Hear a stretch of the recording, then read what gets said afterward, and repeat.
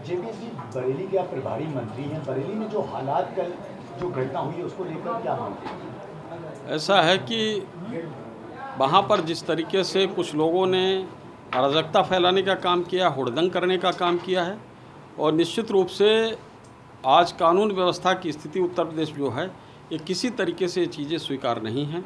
अगर किसी को कोई प्रदर्शन करना है तो बाकायदा पुलिस से अनुमति लेके उसको करना चाहिए। और वहाँ पर जो प्रदर्शन निकालने वाले लोग थे, उन्होंने पहले भ्रामक सूचना दी कि हम इस प्रकार से कुछ नहीं करने जा रहे हैं, लिखित सूचना दी, और उसके बाद 2 घंटे बाद ही वो तमाम लोगों के साथ बाहर आ गए सड़कों पर, और सड़कों पर आकर जिस तरीके से नारेबाजी की।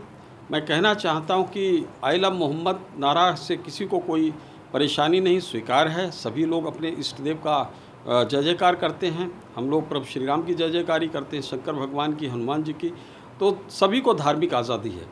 लेकिन उसके साथ सर तन से जुदा का नारा लगाना एक किसी भी दशा में स्वीकार नहीं की। इससे लोगों में एक दहशत का माहौल जाता है और लोगों में लगता है कि ये कानून किसी ने अपने हाथों में ले रखा है। तो ये दूसरे समाज को एक मतलब वैमनस्यता पैदा करने का काम करता है, और जो लोग भी इसके पीछे हैं निश्चित रूप से सख्त कार्रवाई की जाएगी। और जो लोग इसमें लगे हुए थे, लगभग मुझे लगता है कि 20-25 साल से लोग ये किसी न किसी तरीके से सामाजिक विद्वेष फैलाने का काम कर रहे हैं। जिस तरीके से छोटे छोटे बच्चों, 10 साल, 12 साल, 14 साल के बच्चे वहाँ पर आकर उनके हाथों में इन्होंने पत्थर पकड़ाने का काम किया है और वो पत्थर दूसरों पे फेंक रहे हैं। तो इस तरीके से मुझे लगता है कि जिन हाथों में कलम और किताब पकड़ानी चाहिए, उन हाथों में इन्होंने पत्थर अभी से पकड़ा दिए। आखिर उस समाज का क्या होगा?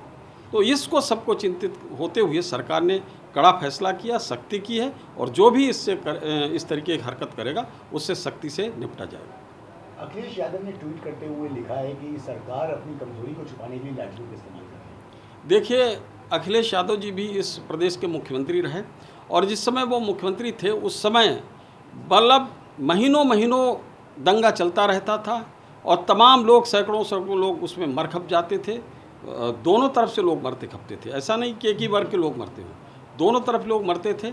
लेकिन उनको अपनी वोट बैंक की राजनीति के कारण वो दंगे वो भड़काने और करने का काम करते थे। आज जो लोग इस तरीके को उपद्रव कर रहे हैं, क्या हम उनकी आरती उतारें, उन पे पुष्प की वर्षा करें? उन पे लाठियाँ ही बरसाई जाएंगी, पुष्प की वर्षा नहीं की जा सकती। मुख्यमंत्री योगी आदित्यनाथ ने कहा कि किसी तरह की अराजकता बर्दाश्त नहीं होगी और सख्त कार्रवाई की जाएगी, इसको किस तरह से? देखिए, लगातार जब से माननीय मुख्यमंत्री योगी आदित्यनाथ जी हैं, तब से जिस तरीके से यहाँ पर कानून का राज स्थापित करने का काम किया है, माफियाओं को मिट्टी में मिलाने का काम किया है, और उन्होंने कोई उसमें भेद नहीं देखा।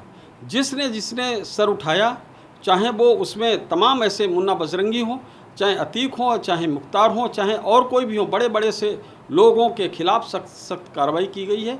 और अब भी जो कोई करेगा तो निश्चित रूप से उसको उसका भुगतना पड़ेगा। कोई उसमें किसी तरीके रोक नहीं सकता। हम निर्दोष निरीह जनता को मरने नहीं देंगे, उनको पिटने नहीं देंगे, और सख्त कार्रवाई करेंगे। कानपुर से शुरू हुआ ये पोस्टर वार का मामला, आई लव मोहम्मद से लेकर अब I love Shri Ram, I love Yogi Baba, इस तरह के पोस्टर वाराणसी तक पहुंच गए हैं।